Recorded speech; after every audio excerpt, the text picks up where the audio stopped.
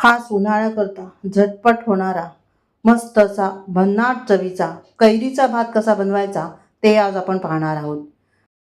कुकरच्या 2 शिट्टीत मस्त तयार होणारा हा कैरी भात आपलं गॅसची बचतही करतो. एकदा माझ्या ह्या पद्धतीने हा भात बनवून पहा. घरातले सगळे मागून मागून खातील आणि पुन्हा पुन्हा बनवायला सांगतील असा हा चटपटीत भात तयार होतो. चला तर मग रेसिपीला सुरुवात करू. इथे मी कुकर घेतलेला आहे आणि कुकरमध्ये इथे मी हा तांदूळ घेते. हा तांदूळ वाडा कोलम तांदूळ आहे. जुना तांदूळ घ्यायचा म्हणजे भात एकदम सुटसुटीत होतो. तर इथे मी 1.5 कप हा तांदूळ घेणार आहे. तुम्ही तुमच्या हिशोबाने तुमच्या घरी किती माणसं आहेत त्या हिशोबाने तांदूळ घेऊ शकता. तर तांदूळ शक्यतो जुना घ्यायचा. जुना तांदूळ हा थोडासा पिवळसर असतो. एकदम पांढरा तांदूळ असेल तर समजायचा तो नवीन तांदूळ आहे, त्याचा भात चिकट होतो. जुन्या तांदळाचा भात चांगला मोकळा मोकळा होतो. स्वच्छ 2 ते 3 पाण्याने धुवून घ्या. ह्याच्यावरची पावडर किंवा काही घाण असेल तर ती निघून जाईल. तर इथे हे पाणी आपण काढून टाकू आणि स्वच्छ ह्याला 2-3 पाण्याने मी धुवून घेतलेलं आहे. आता 1.5 कप तांदळासाठी इथे मी 2 कप पाणी घेणार आहे. तुम्ही तुमच्या तांदळाच्या हिशोबाने यामध्ये पाणी घाला.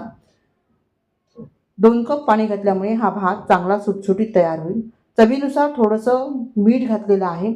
पाव टीस्पून इतकं हळद घातलेली आहे आणि 1 टीस्पून इतकं आपण तेल घातलेलं आहे. यामध्ये तूप नाही घालायचं आहे, तेल घालायचं आहे. तेल घातल्याने भात मऊ मुलायम तयार होतो आणि एकमेकांना चिकटत नाही. आता कुकरचं झाकण बंद करू, शिट्टी लावू आणि ह्याला 2 शिट्ट्या घेऊन आपण हा भात शिजवून घेणार आहोत. तुम्ही तुमच्या कुकरच्या हिशोबाने हा भात शिजवून घ्यायचा आहे, मात्र त्याला गच्चा करायचा नाही आहे. यानंतर यामध्ये अर्धा चमचा मी मेथीदाणे घेतलेले आहेत आणि अर्धा चमचा आपण काळी मिरी घेतलेली आहे. ह्याला व्यवस्थित आपल्याला भाजून घ्यायचं आहे. एकदम कुरकुरीत आपल्याला हे तयार करायचं आहे. इथे बघा हलकेसे गरम करून घ्यायचे असे एकदम हाताला चटका लागेपर्यंत आणि यानंतर ह्याला काढून घ्यायचं आहे. तर एका वाटीमध्ये मी हे काढून घेतलेलं आहे. आता हे खलबत्त्यात मी जरासं ठेचून घेते आहे. तर इथे बघा जाडसर अशी ही मी ह्याची पूड केलेली आहे. ही पूड आपण बाजूला ठेवून देऊया. यानंतर 1.5 कप तांदळासाठी इथे मी एक मध्यम आकाराची कैरी घेतलेली आहे. आता ही कैरी आपण ह्याची साल काढून टाकायची, स्वच्छ धुवून घ्यायचं आणि किसून घ्यायचं आहे. तर इथे मी ही कैरी जी आहे ती किसून घेतलेली आहे. आता पॅनमध्ये आपल्याला घालायचं आहे 2 पळी तेल.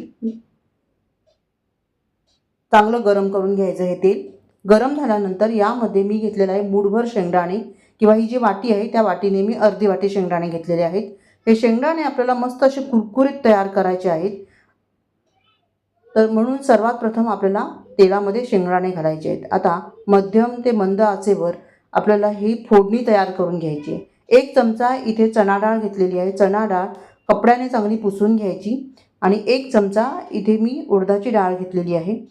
ही सुद्धा आपण फोडणीमध्ये घालायची. ह्याला चांगलं ब्राऊन रंग येईपर्यंत आपल्याला फोडणी तयार करायची आहे. अर्धा चमचा मोहरी घातली आहे, अर्धा चमचा जिरं घातलेलं आहे फोडणीमध्ये. आता हे चांगलं परतून घ्यायचं. मोहरी चांगली तडतडली पाहिजे.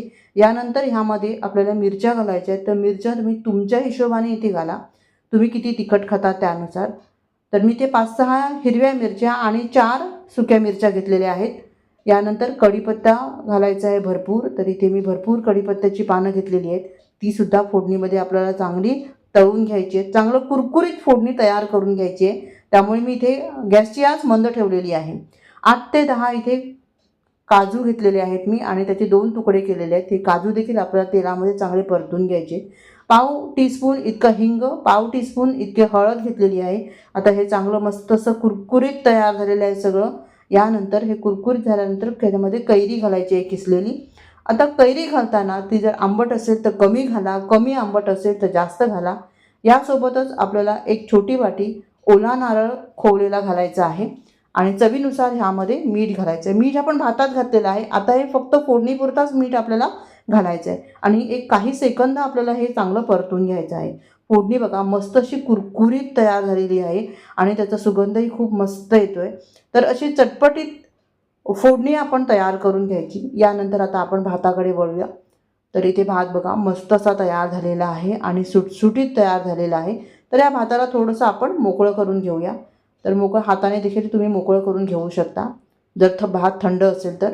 तर बराच वेळ झालेला आहे त्यामुळे भात हलकासा थंड आहे. ह्याला मी सुट्टं करून घेतलं आणि जी फोडणी आपण तयार केली होती ती सर्व फोडणी ह्यामध्ये काढून घेऊया. ह्या फोडणीमुळे हा भात जो आहे तो अतिशय चटपटीत तयार होतो. यानंतर यामध्ये मेथी आणि काळी मिऱ्याची जी पूड तयार केली होती ती घालायची आणि भरपूर अशी कोथिंबीर घालायची आहे फ्रेश. आता हे सगळं आपल्याला व्यवस्थित मिक्स करून घ्यायचं आहे. मेथी आणि काळी मिऱ्याची जी पावडर आहे ती ह्या भाताकरता खूप महत्त्वाची आहे.